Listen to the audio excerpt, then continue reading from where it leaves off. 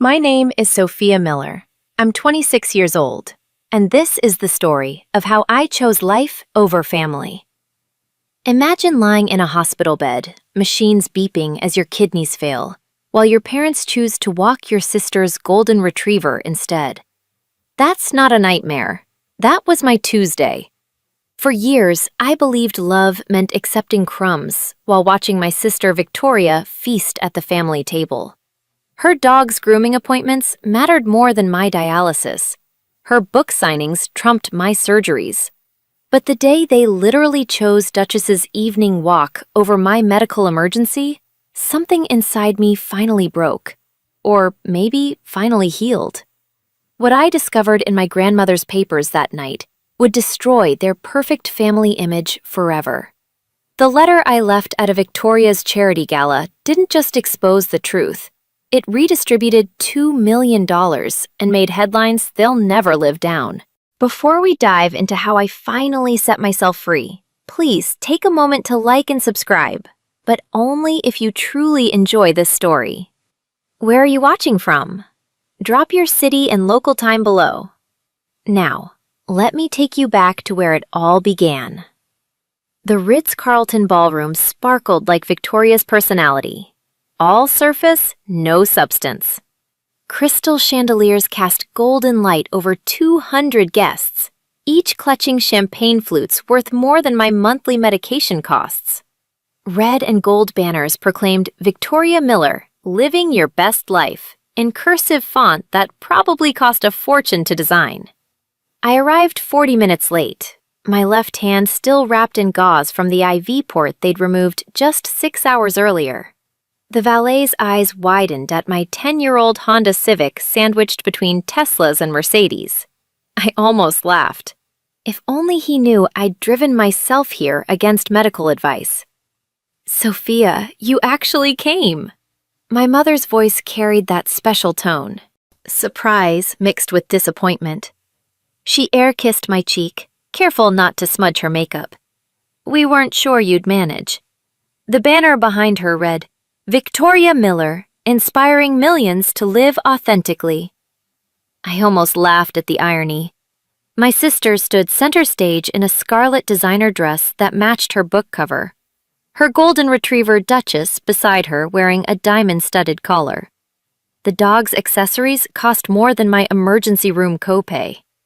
"Ladies and gentlemen," the MC's voice boomed, "let's hear from the woman who raised this incredible inspiration."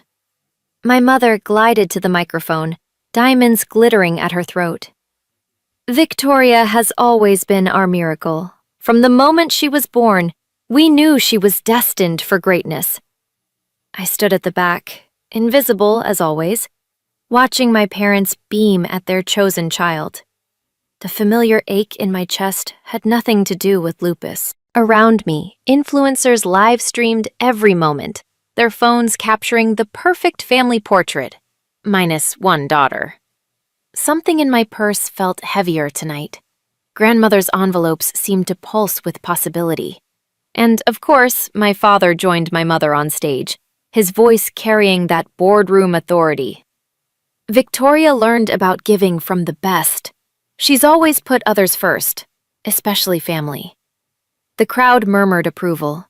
I gripped my water glass tighter. "Speaking of family," the MC smiled, scanning the room. "Victoria, tell us about your support system. Your parents are here, but any siblings cheering you on?" Victoria's laugh tinkled like breaking glass. "Oh, I have an older sister somewhere around here." She waved vaguely toward the back. "Sophia's always been delicate. We try not to overwhelm her with these big events." Delicate. The word hung in the air like a diagnosis. My mother quickly added, "Victoria is really like an only child in our hearts. She's never let anything stop her from achieving her dreams." Several guests turned, searching for this mysterious sister. I kept my face neutral, a skill perfected over 26 years. A woman beside me whispered to her friend, "I didn't know Victoria had a sister. She never mentions her online." "Probably jealous," her friend replied. "Imagine having Victoria Miller as your sister. The MC continued interviewing my parents about Victoria's childhood achievements. Dance recital I was too sick to attend. Science fairs during my hospitalizations. Cheerleading championships while I underwent treatment. Each memory carefully edited to remove my existence. "Your family must be so proud," someone called out. "We are," my father boomed. "Victoria represents everything we value: success, beauty, determination." And I represented everything they wanted to forget: medical bills, canceled vacations, uncomfortable realities. The MC extended the microphone toward the audience for questions. Before I could think, my feet were moving. 26 years of silence suddenly felt like 26 years too many. "I have a question," I said, taking the mic. The spotlight found me instantly. 200 faces turned, and I saw my parents' smiles freeze like screenshots. "Sophia," Victoria's voice pitched high. "Everyone! My sweet sister decided to join us after all." I walked toward the stage, each step deliberate. The gauze on my hand caught the light. "Thank you all for celebrating my sister tonight. Family is everything, isn't it?" My mother's fingers tightened on my father's arm. Victoria's publicist started moving toward the stage. "I wanted to share something special," I continued, climbing the steps, "about family sacrifice and the wisdom of grandmothers." Victoria went pale beneath her contour. "Sophia, maybe we should—" "Our grandmother, Eleanor Hayes, taught me something important about choices." I faced the audience, their phones already recording. She used to say that true character reveals itself not in grand gestures, but in the small moments when no one's watching. "That's lovely." The MC stammered, clearly sensing the shift in energy. My father stepped forward. "Sophia's still recovering from a medical procedure. Perhaps, months ago. Just like I've always been fine, right?" The word "fine" cracked like ice. Victoria's hand found Duchess's collar, and even the dog seemed to sense the storm approaching. In my peripheral vision, I noticed a man in a charcoal suit watching intently from beside the Hayes Foundation banner. 3 months ago, I sat in Dr. Martinez's office as she delivered the news that should have changed everything. "Stage 3 kidney failure," she said gently. "Sophia, this is serious. You need family support now more than ever." I'd called my parents immediately, my hands shaking as I dialed. They answered on speaker. I could hear Victoria's voice coaching session in the background. "Mom? Dad? I need to tell you something important." "Can it wait, sweetie?" My mother sounded distracted. "Victoria has her final book cover shoot in an hour. It's about my kidneys. They're failing." Silence. Then Victoria's voice suddenly closer. "Oh my God, I can't handle this stress right now. My publisher is already on my case about deadlines." "Victoria, breathe," my mother soothed. "Not me, her." My father's practical voice cut through. "Sophia, what do the doctors recommend?" "Dialysis for now, but I'll need testing for a transplant eventually." "A transplant?" Victoria's voice spiraled higher. "This is going to be all over social media. Author's sick sister needs kidney. Do you know how that makes me look?" "How it makes you look?" I couldn't hide my disbelief. "Your sister has a point," my mother said carefully. "The timing is unfortunate with her book tour.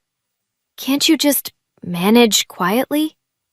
"Manage quietly like I'd been doing my whole life. The stress could trigger one of Victoria's episodes," my father added. "You know how sensitive she is." That's when Victoria had her convenient panic attack, gasping, clutching her chest, demanding lavender oil and meditation music. My parents rushed to comfort her, while I sat on the other end of the line, listening to them forget I existed. I hung up and made my next appointment alone. Last week had been the breaking point. Tuesday, 2:47 p.m. According to my medical records, I'd been rushed to Mercy General when my body finally surrendered to years of fighting alone. "We need to contact your family," the nurse said as machines screamed around me. I gave her their numbers through gritted teeth, knowing exactly what would happen. They arrived 4 hours later.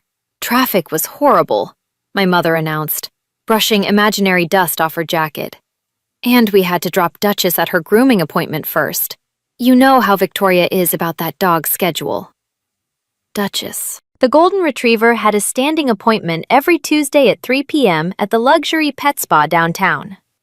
The same golden retriever now wearing a $5,000 S. Swarovski collar at this gala. "The doctor said you coded." My father said it like an accusation. "That seems dramatic. My heart stopped for 90 seconds. "Well, you're fine now." My mother checked her phone. "Victoria's doing a live interview at 6. We should go soon." They stayed exactly 12 minutes, long enough to ensure the nurses saw them, not long enough to actually care. As they left, I heard my mother tell a nurse, "She's always been sickly. We've done our best." That night, alone again, I'd finally opened the package my grandmother's lawyer had sent 6 months after her death. Inside were documents I'd been too afraid to read, and a letter that began, "My dearest Sophia, by the time you read this, you'll have learned what I always knew. They will never choose you, so you must choose yourself." The folder contained everything: the will, the foundation documents, and proof of what Victoria had hidden. Dr. Martinez didn't sugarcoat it when I saw her yesterday, just hours before this gala. "Your stress levels are killing you faster than the lupus," she said, reviewing my latest test results. "Your kidney function dropped another 8% this month. At this rate, you'll need dialysis within weeks, not months." "What about a transplant?" "We need to test immediate family members for compatibility. Parents, siblings, they're your best chance for a match." I'd laughed, actually laughed, until tears came. "They won't even visit me in the hospital. You think they'll give me a kidney?" "Sophia, without family support." "I don't have family support. I have family members, but not support." That afternoon, I tried one last time. I called my mother while she was getting her hair done for tonight's event. "Mom, I need the family to get tested for kidney compatibility." "Oh, Sophia, this again." You know how squeamish Victoria is about medical things. I could die. "Don't be dramatic. You've been sick your whole life and you're still here." The sound of hair dryers nearly drowned her out. "Can we discuss this after Victoria's book tour? She's already stressed about hitting the bestseller list." "When is after the tour?" "Oh, 3 months, maybe 4. You understand, don't you, sweetie?" I understood perfectly. Victoria's book tour mattered more than my kidney function. Her stress mattered more than my survival. That evening, while they celebrated Victoria's success at the pre-gala cocktail party, I sat in my apartment reading Grandmother Eleanor's letter for the 100th time. The part that stood out: "The foundation I've created has one purpose: to support family members who support each other. Those who abandon family in times of need forfeit their claims." The documents spread across my coffee table told a story Victoria never wanted public. The Eleanor Hayes Foundation, $2 million designated for family medical expenses and charitable giving. But there were conditions, carefully crafted by my grandmother, who'd watched my parents' favoritism for years. Beneficiaries must demonstrate unwavering family loyalty. The clause read, "Any beneficiary who abandons, neglects, or fails to provide reasonable support to immediate family members during medical crisis shall forfeit all claims to the Foundation's assets." Victoria had been trying to access this money for months, claiming she needed it for her charity work. What she didn't know was that grandmother had appointed an independent executive, Michael Chen, the man I'd noticed by the Foundation banner tonight. His email had arrived while I was in the hospital. "Ms. Miller, your grandmother anticipated this situation. I've been documenting everything as instructed. When you're ready to enforce the terms, I'll be prepared. The board meeting can be called at any time. The board. 7 members, all hand-picked by grandmother. I recognize 3 of them in tonight's crowd. Dr. Patricia Wong, the CEO of Mercy General, where I received treatment, James Harrison, who ran the state's largest lupus research center, and Maria Santos, whose daughter had died of kidney failure at 23. They weren't here for Victoria's book launch. They were here because Michael had invited them. The truth has a way of surfacing. Grandmother's letter continued. I've ensured that when it does, you'll have the power to demand what you deserve. Not their love, which they're incapable of giving, but the resources to build a life without them. I'd tucked the crucial documents into my purse before leaving for the gala. Now, standing on this stage, I felt Grandmother Eleanor's presence like armor. Wow. Can you believe parents would choose a dog's grooming over their daughter's kidney failure? If you've ever felt invisible in your own family, drop A in the comments. And here's a question. Would you have stayed silent this long? Let me know below. Don't forget to subscribe if you want to see how this charity gala turns into sweet, sweet karma. Trust me, Victoria's meltdown is worth the wait. Now, back to that night when everything changed. Victoria grabbed my wrist backstage, her manicured nails digging in. What are you doing? Supporting my sister's big night. Cut the crap, Sophia. Why did you mention grandmother? Our parents materialized, my father's face flushed with anger. You're embarrassing us. Embarrassing you? I kept my voice level. Like when you told the nurses I was attention-seeking while I was coding. You've always been dramatic, my mother hissed. Always needing special attention, special care. Special care? I have lupus. I have kidney failure. And we've dealt with it for 26 years. My father's control slipped. Do you know how much your medical bills have cost us? The insurance covers, our reputation, Sophia, our social standing, every event we've missed, every vacation we've canceled. Victoria stepped closer, her voice honeyed poison. Some of us contribute to this family's success, others just drain it. Speaking of draining, I said quietly, how's your charity foundation doing, Victoria? The one grandmother's money was supposed to fund. She went rigid. I don't know what you're talking about. Really? Because I had emails where you tried to access the Hayes Foundation funds 6 times in the last 3 months. That money should be mine. The mask slipped. I'm the successful one. I'm the one carrying on grandmother's charitable legacy by claiming 50% of your book profits go to kidney research. I pulled out my phone because I checked with the National Kidney Foundation. They've never heard of you. My father stepped between us. Enough! You're sick, Sophia. Confused. If you continue this, we'll have to reconsider your health insurance. The insurance you claim costs you so much. Without us, you have nothing. Interesting theory. I glanced toward the ballroom where Michael Chen waited. Should we test it? Victoria's publicist appeared. 5 minutes until your main speech, Victoria. My sister smoothed her dress, back in character. Don't ruin this for me, Sophia. For once in your life, just fade into the background where you belong. They swept back toward the stage, leaving me alone in the dim backstage area. But I wasn't alone. I had grandmother's words, Michael's support, and finally, the courage to stop disappearing. Back in the ballroom, Victoria commanded the stage like she was born to it. Maybe she was. I'd certainly been pushed aside enough to make room for her spotlight. Thank you all for being here tonight, she purred into the microphone.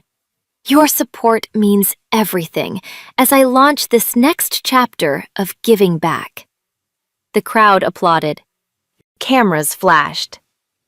As many of you know, 50% of all book proceeds will go directly to kidney disease research. She paused for effect. This cause is close to my family's heart. I nearly choked on my water. Close to her heart, she wouldn't even get tested as a potential donor. Through the Victoria Miller Foundation, we'll be changing lives. She produced a giant check, a prop, of course. Our first donation of $100,000. More applause, more photos, all smoke and mirrors. My family understands sacrifice, Victoria continued, her eyes finding mine in the crowd. We know what it means to support each other through challenges, right, Sophia? 200 faces turned to me. She was baiting me, daring me to make a scene. After all, Victoria's smile sharpened. Some family members inspire us to give. Others teach us about the importance of boundaries with toxic people. Gasps rippled through the crowd. She just called me toxic publicly. My mother stood, raising her champagne, to Victoria, our miracle child who never let anything or anyone hold her back. Hear, hear, my father's voice boomed. I watched them toast their chosen daughter while I stood frozen. The medical bracelet from yesterday's emergency visit still on my wrist. Around me, people whispered, pointed, judged. The sick sister, the burden, the toxic one. That's when Michael Chen moved. He didn't approach me, too obvious. Instead, he positioned himself near the Hayes Foundation banner, where 3 board members had gathered. Dr. Wong from Mercy General caught my eye and nodded slightly. Victoria was still talking something about resilience and choosing your own family when her assistant wheeled out Duchess on a custom platform. The dog wore a new collar, diamonds spelling out Survivor. The irony was suffocating. The dog was a survivor. I was toxic. My hand found the envelope in my purse. Michael Chen materialized beside me during the photo session. His presence deliberate but discreet. Miss Miller, he said quietly, handing me his business card. Your grandmother was very specific about tonight. The card read, Chen, estate attorney, executive of the Eleanor Hayes Foundation. But it was the handwritten note on the back that stopped my breath. She knew this would happen. She prepared accordingly. I don't understand. Your grandmother documented everything. Every missed hospital visit, every ignored plea for help. She hired a private investigator for the last 2 years of her life. My hands trembled. She knew. She knew, and she made provisions. He glanced toward the stage where Victoria was posing with Duchess. The foundation board is here tonight. All 7 members. Why tonight? Your grandmother specified that the truth should be revealed at a moment of Victoria's choosing, when she's claiming to be charitable while abandoning family. His briefcase bore the Hayes Foundation logo in gold. The legal term is demonstrable hypocrisy. I noticed Dr. Wong approaching with James Harrison from the Lupus Research Center. They weren't coming for Victoria's speech. The board has been reviewing documentation for 6 months. Michael continued. Your hospital records, their responses, the fact that Victoria's charity doesn't exist in any legal form. She's lying about the donations. Every cent she claims to donate goes to her personal LLC. It's fraud, Miss Miller. And your grandmother anticipated it. Victoria's voice carried across the room. Family means everything to me. Michael's expression didn't change. Your grandmother left you more than money, Sophia. She left you the power to demand accountability. He moved away as smoothly as he'd appeared, but his briefcase remained on the table beside me. The lock was already open. The room was full of faces I hadn't noticed before. Dr. Patricia Wong, CEO of Mercy General, stood near the emergency exit. The same woman who'd personally checked on me during my last admission. James Harrison from the Lupus Research Center chatted with Maria Santos by the dessert table. Maria's daughter had died at 23, waiting for a kidney that never came. They weren't random guests, they were witnesses. Ladies and gentlemen, the MC announced before our final toast. Does anyone have questions for our inspiring author? A hand rose. Dr. Wong, Ms. Miller, your dedication to kidney disease research is admirable. Which medical facilities are you partnering with? Victoria's smile flickered. We're still finalizing those partnerships.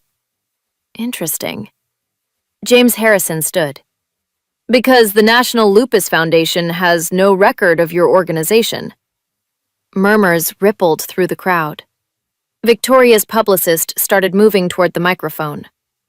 These are complex administrative matters. Victoria deflected. What matters is the intention to help. Intention. Maria Santos's voice cut through. My daughter died from kidney failure. Intention without action is just marketing. The room shifted. Phones came out, but not for photos. People were Googling Victoria's foundation. I felt the weight of the envelope in my purse. Inside were copies of every email Victoria had sent trying to access grandmother's foundation. Each one claiming she needed the money for charitable work while refusing to help with my medical expenses. The CEO of Mercy General was still standing. I'm curious, Miss Miller. Your sister has been our patient for 3 years. We've never seen you visit. Victoria's face flushed. I don't think my personal, but you just said family means everything. The trap was set, not by me, but by grandmother Eleanor, reaching from beyond the grave to demand justice. All I had to do was step forward. Victoria's recovery was swift and cruel. She transformed her fumbling into an attack, her voice carrying across the ballroom with practiced emotion. You know what? You're right. I haven't visited my sister. She paused, letting tears gather, because sometimes, for your own mental health, you have to step away from toxic people, even family. The crowd leaned in, sensing drama. Some people, she continued, looking directly at me, drain your energy, your joy, your success. They make everything about their problems, their needs, their constant crises. My mother stood up, nodding supportively. Victoria's right. We've all had to make hard choices. Sophia has been sick her entire life, Victoria announced to the room. And for 26 years, this family has revolved around her needs. Hospital visits, canceled plans, endless medical bills. When does it end? When I die? The words escaped before I could stop them. Silence. Victoria seized the moment.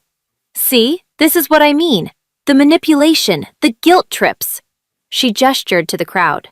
I wrote this book to help people like you set boundaries with emotional vampires, even if they share your blood. She clicked a remote and a slideshow began on the screen behind her. Photos of the Miller family at Victoria's graduations, her dance recital, her achievements, every photo carefully cropped. I knew because I'd been cut out of each one. This is what choosing happiness looks like, she declared. Then came the final slide. Victoria with Duchess at the pet spa. The timestamp in the corner read Tuesday, 3:15 p.m., the exact time I was coding in the hospital. Even Duchess understands loyalty, Victoria said, hugging the dog. She's never missed an appointment, never complained, never made everything about her. My father joined them on stage. We're proud of the boundaries Victoria set. It's what's best for everyone. The audience applauded. Some were crying. Victoria had turned my abandonment into her triumph story. My mother took the microphone next, her voice dripping with manufactured sympathy. As a mother, it breaks my heart to say this, but some children are just born difficult. She looked directly at me. We've done everything for Sophia, the best doctors, the best treatments, but she's never been grateful, always wanting more attention, more special treatment, more attention than a dog. The question came from Maria Santos. My mother's smile tightened. That's not because, according to this timestamp, You were at a pet grooming appointment while your daughter was in cardiac arrest. Duchess has separation anxiety, my mother said, as if that explained everything. Victoria needs that dog for emotional support. And Sophia needs kidneys to live, Dr. Wong interjected. Has the family been tested for compatibility? My father's face darkened. That's private medical. But you just made her medical history public entertainment, James Harrison observed. Victoria snatched back the microphone. This is exactly what I mean. She turns everyone against us, makes us look like monsters when we're just trying to live our lives. Your lives. I finally stood, my voice steady. Not our lives. Your lives. Oh, here we go. Victoria rolled her eyes. The victim card. No cards, just facts. I walked toward the stage, each step measured. You're right about one thing, Victoria. This family has made choices, like choosing a dog's haircut over a human being's heart stopping. You're being dramatic. Room 314, Mercy General, April 15th, 3:47 p.m. Code Blue, 90 seconds of cardiac arrest. I pulled out my phone. I have the medical records if anyone wants to verify. This is harassment, Victoria's voice pitched higher. No, I said quietly. This is accountability. My mother stepped forward. Sophia, you're embarrassing yourself. Am I? Or am I finally telling the truth? You've spent 26 years hiding. The crowd was dead silent now, phones recording everything.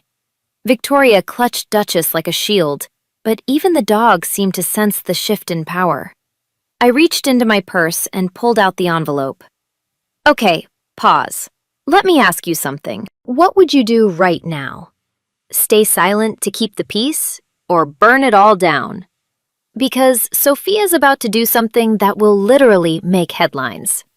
If your team exposed them all, hit that subscribe button right now. And if you've ever had your own villain era moment, share it in the comments. I read every single one. Now watch how $2 million and a grandmother's foresight change everything. Before Victoria continues celebrating her charitable heart, I said, my voice carrying across the silent ballroom, I'd like to share something our grandmother, Eleanor Hayes, left for this exact moment. Victoria's face drained of color. Grandmother's been dead for 2 years, but her foundation lives on. I opened the envelope, pulling out the letter. She wrote this knowing that one day the truth would need to be told. Michael Chen stepped forward from the crowd. As executive of the Eleanor Hayes Foundation, I can verify the authenticity of this document. Who the hell are you? My father demanded. The person your mother trusted with $2 million. Michael's voice was professionally cold. Shall we continue, Miss Miller? I unfolded the letter, my hands steady now. My dearest family, if this letter is being read publicly, it means the conditions I feared have come to pass. The Hayes Foundation was created with one purpose: to support family members who demonstrate unwavering loyalty during medical crisis. Victoria lunged forward. This is fake.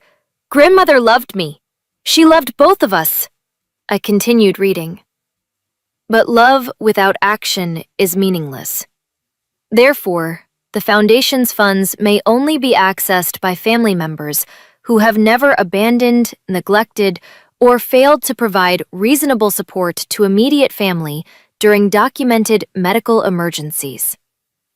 The ballroom erupted in whispers. Dr. Wong stood up. As a board member of the Hayes Foundation, I can confirm these conditions. Board member? My mother's voice cracked. All 7 of us are here tonight, James Harrison announced. We've been reviewing documentation for 6 months. I kept reading. Victoria, if you're hearing this, it means you've chosen public accolades over private compassion. The 50% of book profits you claim for charity, the Foundation knows about your LLC. The kidney research donations, We've verified they don't exist." "That's slander!" Victoria shrieked. Michael clicked his laptop. The screen behind Victoria changed from her slideshow to official documents. These are public records. The Victoria Miller Foundation, LLC, registered as a for-profit entity. Total charitable donations to date? 0. Gasps rippled through the crowd. Influencers were live streaming frantically. "Furthermore," I continued, my grandmother's words flowing through me, "I documented every hospital visit my granddaughters experienced. Sophia, 312 visits over 20 years. Family attendance rate, 4%. Victoria, 6 visits for elective procedures. Family attendance, 100%. My father stepped forward. "You can't prove." April 15th, 3:47 p.m. Michael interrupted, clicking to the next slide. Security footage from Mercy General showing Mr. and Mrs. Miller at Precious Paws Pet Spa while their daughter was in cardiac arrest. The timestamp was undeniable. There they were, laughing with Victoria as Duchess got her fur styled, while 3 floors away in the same building complex, I was dying. Michael clicked through more slides with surgical precision. Email after email filled the screen, each one a dagger of truth. March 2nd from Victoria Miller, he read aloud. "Can't visit Sophia today. Duchess has a play date." March 15th. "Hospital visits are triggering for my anxiety. I need to protect my mental health." March 28th. "If Sophia really cared about this family, she wouldn't guilt trip us with her illness." Victoria tried to grab his laptop. "Those are private." "Not anymore." Michael pulled up another document. "This is from your publisher's internal memo. Concerns about Miller's charitable claims requesting verification of all donations before next print run." The publicist was on her phone, frantically trying to do damage control, but it was too late. Hashtag Duchessgate was already trending. April 10th. I continued reading from grandmother's letter. Text message from Linda Miller to Robert Miller. "If we skip Sophia's surgery, we can make Victoria's photo shoot." My mother swayed on her feet. "How did she?" "Grandmother hired investigators," I said simply. "She watched you choose Victoria every single time, and she documented everything." Dr. Wong stood again. "The board has reviewed all evidence. Medical records confirm that Sophia Miller has been systematically neglected during life-threatening medical crisis while her parents attended to trivial matters involving their other daughter." "Trivial?" Victoria screeched. "My career isn't trivial." "Compared to kidney failure," Maria Santos's voice was ice. "My daughter died waiting for a kidney. You wouldn't even get tested to save your sister. That's not I have a needle phobia. But you got Botox last month," someone in the crowd called out. "You posted about it." Michael pulled up the final slide, a video. "This is from Tuesday, audio enhanced." The security footage played. Me unconscious, surrounded by medical staff. The timestamp, 3:47 p.m. The audio was clear. "We need her family here now. They're not answering. Should we keep trying?" "She's coding. Focus on the patient." Then a split screen. The other half showed my parents and Victoria at the pet spa, champagne glasses in hand, celebrating Duchess's Best in Show Grooming Award. The audio from their side, "To Duchess, the only daughter who never disappoints." They were toasting a dog while I flatlined. The ballroom was tomb silent except for the sound of phones capturing every second. Victoria's carefully constructed image was crumbling in real time. "The Hayes Foundation board has reached a unanimous decision," Michael announced, "based on documented evidence of family abandonment during medical crisis. Victoria Miller is permanently disqualified from accessing foundation funds." "You can't do this!" Victoria screamed. "It's already done," I said quietly. Grandmother made sure of that. Michael's voice rang with legal authority. "As of this moment, Sophia Miller is recognized as the sole beneficiary of the Eleanor Hayes Foundation. with full access to the $2 million endowment effective immediately. No! Victoria's scream echoed off the crystal chandeliers. Furthermore, Michael continued, Victoria Miller must cease and desist all use of the Hayes Foundation name in her marketing materials. Our legal team will be in contact regarding the fraudulent charity claims. Dr. Wong stepped forward. Mercy General will be pursuing an investigation into the Victoria Miller Foundation LLC for charitable fraud. This is insane! My father's face was purple with rage. We'll sue. On what grounds? Michael asked calmly. Everything presented tonight is documented fact. Your own mother ensured that, James Harrison added. The National Kidney Foundation is also investigating the fraudulent use of their cause for personal profit. Victoria grabbed the microphone, her voice desperate. This is a setup. Sophia planned this. She's manipulating all of you. With what energy? I asked quietly. I can barely stand after dialysis. When would I have orchestrated this? The IRS has also been notified, Michael announced, pulling out official documents. Claiming charitable donations that never existed is tax fraud, Ms. Miller. The publicist was backing away from Victoria, phone pressed to her ear. Even she knew when to abandon a sinking ship. Sophia, my mother pleaded, you're destroying your sister. No, I said firmly. She destroyed herself the moment she chose to profit off an illness she wouldn't help treat. We're your parents, my father bellowed. You owe us nothing. I pulled out another document. This is a restraining order. If any of you come within 500 feet of me, you'll be arrested. You planned this, Victoria whispered, mascara streaming down her face. Grandmother planned this, I corrected. She knew that one day you'd throw a party celebrating yourself while I died alone. She just made sure there would be consequences. Michael handed me a folder.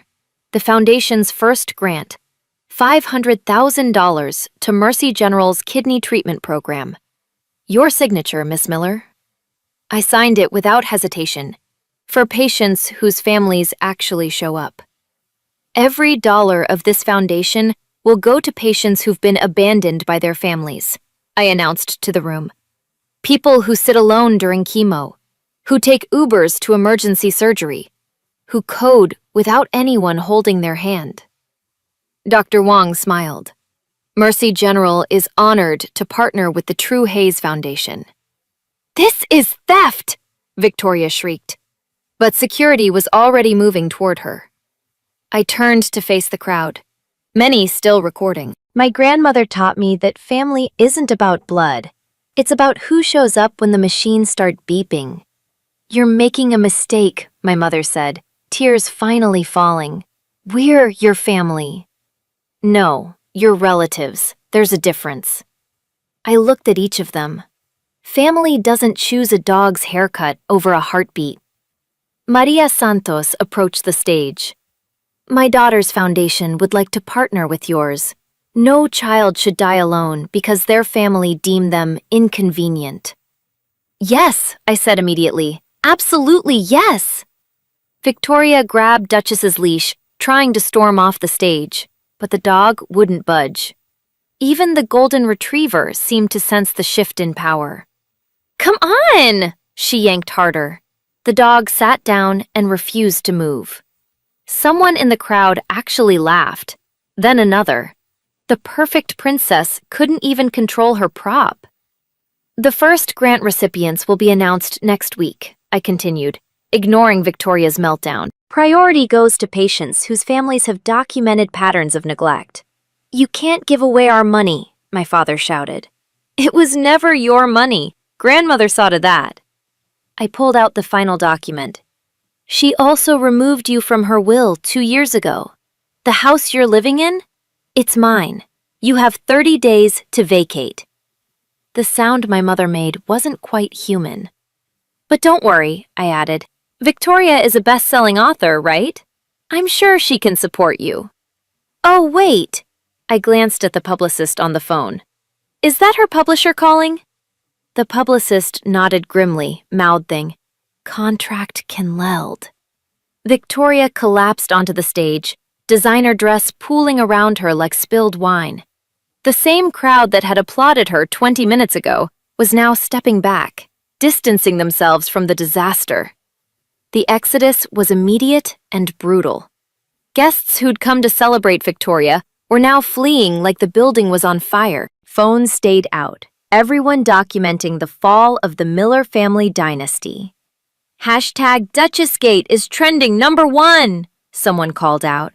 Victoria's lost 100,000 followers in the last 10 minutes.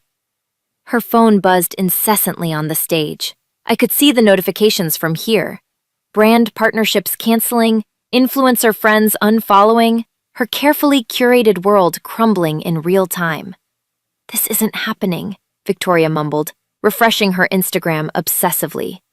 No. Barnes & Noble just announced they're pulling your book from all stores," the publicist informed her, maintaining professional distance. "And your morning show appearances have been canceled." "All of them?" Victoria's voice broke. "Every single one. My father tried to approach me, but security stepped between us. Sophia, let's discuss this privately." "Like you discussed my kidney failure privately." "Oh wait, you didn't discuss it at all." Local news crews were arriving, someone having tipped them off. A reporter was already going live. "Drama at the Ritz-Carlton tonight as best-selling author Victoria Miller faces fraud allegations." "Turn it off!" Victoria screamed.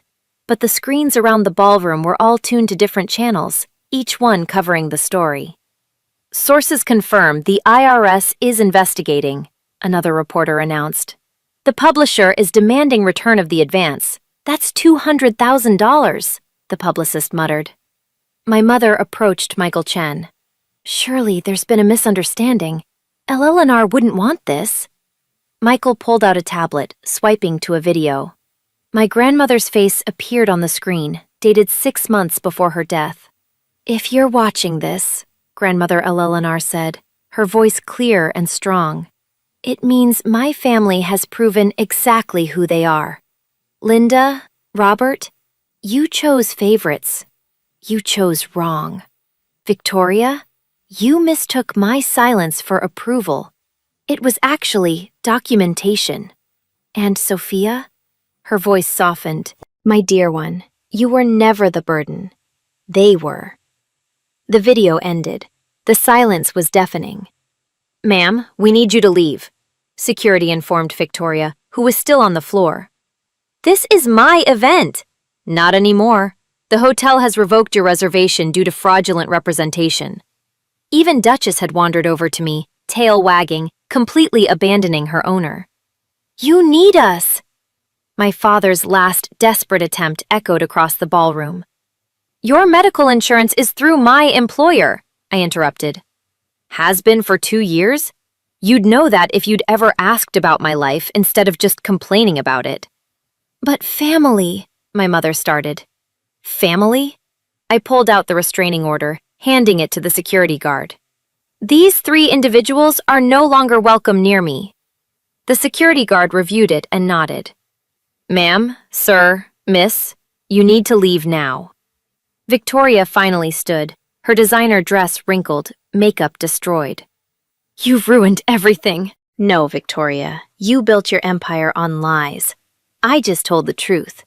She lunged at me, but security caught her. The cameras captured everything. The best-selling author of Living Your Best Life being physically restrained while screaming obscenities. "I hate you," she shrieked. "You've always been jealous." Jealous of what? The fake charity? The parents who toast a dog while their daughter flatlines? The life built on other people's suffering? I shook my head. "I'd rather have kidney failure than your character failure." Duchess barked at Victoria, not me. Even the dog had chosen sides. As security escorted them out, people began approaching me. Not with pity, but with gratitude. "My son has lupus," one woman said quietly. "His father never visits. Thank you for saying what we couldn't." "My sister chose her wedding over my cancer surgery," another added. I needed to see this. Dr. Wong approached. Sophia, we'd like to offer you a position on our patient advocacy board. Your experience and voice are exactly what we need. Yes, absolutely. Maria Santos hugged me gently. Your grandmother would be so proud. Through the windows, I could see my family being escorted to their cars. Victoria was still screaming, my parents trying to calm her. Tomorrow they'd wake up to a different world, one where their actions had consequences. But tonight, for the first time in 26 years, I stood in a room full of people who saw me, not as a burden or an inconvenience, but as a survivor. Michael handed me his card. The foundation papers will be ready Monday. $2 million to change lives. Starting with mine, I said quietly. The crowd began dispersing, but not in scandal, in solidarity. As I walked to my 10-year-old Honda, I felt lighter than I had in years. 6 months later, I sat in my new office at the Hayes Foundation, reviewing grant applications. My kidney function had stabilized. Amazing what proper medical care and no toxic stress could do. The wall behind me displayed photos from our first 5 grant ceremonies, each one representing a patient whose family had failed them, but whose community had not. The restraining order had held, not a single contact from any of them, though I'd heard through the grapevine about their spectacular fall. Victoria's book had been pulled and pulped, the publisher suing for the advance plus damages. She'd moved back in with our parents into a small apartment since they'd lost grandmother's house. Her Instagram, once boasting 2 million followers, had dwindled to a few thousand bot accounts. My father's reputation in financial circles was destroyed. Who would trust a financial advisor who committed charity fraud? My mother had been expelled from her social clubs. Turns out, people don't like members who abandon dying children for dog grooming appointments. Sophia. Dr. Wong knocked on my door. Your 3 o'clock is here. A young woman entered, holding the hand of a teenager with obvious medical equipment. Miss Miller, I'm Jennifer. This is my daughter Amy. She has lupus and her father. He hasn't visited in 2 years. Sit, I said gently. Tell me your story. As they talked, I thought about Grandmother Eleanor's final gift. Not the money, but the permission to stop seeking love from people incapable of giving it. She'd known they'd never choose me, so she made sure that when the time came, I could choose myself. The foundation had already helped 53 families. Each grant was named the Eleanor Hayes Second Chance Grant, for people who needed someone to show up when their blood relatives wouldn't. I want to leave you with something my grandmother wrote in her final letter, words I framed above my desk. Blood makes you related. Loyalty makes you family. And sometimes, the most loving thing you can do is walk away from people who would watch you drown while complaining about the splash. If you're reading this or listening and you've been told you're too much, too sick, too expensive, too inconvenient, hear me clearly. You are not a burden. You are a human being deserving of love, support, and basic dignity. The people who make you feel otherwise, they're telling you who they are. Believe them. I chose to live, not just survive, but actually live. I found my people, the medical staff who held my hand when my parents wouldn't, the board members who saw injustice and stood against it, the patients who became my chosen family. We show up for each other. We choose each other every single day. My parents chose a dog over my life, but in doing so, they freed me from 26 years of begging for scraps of affection. Victoria chose fame over family, and fame is fickle. It abandoned her the moment the truth came out. I chose myself, and that choice saved my life in ways medicine never could. Your worth isn't measured by their love. It never was. You are valuable simply because you exist. And if the people who should love you most can't see that, well, my grandmother had $2 million worth of opinions about that. Build your chosen family. Set your boundaries. Choose yourself. You deserve nothing less. So, what do you think? Was Sophia too harsh? Or did karma serve exactly what was ordered? If you've ever had to choose between toxic family and your own survival, you're not alone. Drop a comment with your story. I read every single one in heart, the brave souls who share. Team Sophia or Team Victoria? Choose your side below. And if this story hit different, please subscribe and ring that bell. Tomorrow's story. My in-laws demanded I name my baby after their dead cat, so I sent them an invoice for my therapy. You won't want to miss that disaster. Until then, remember, you deserve to be chosen.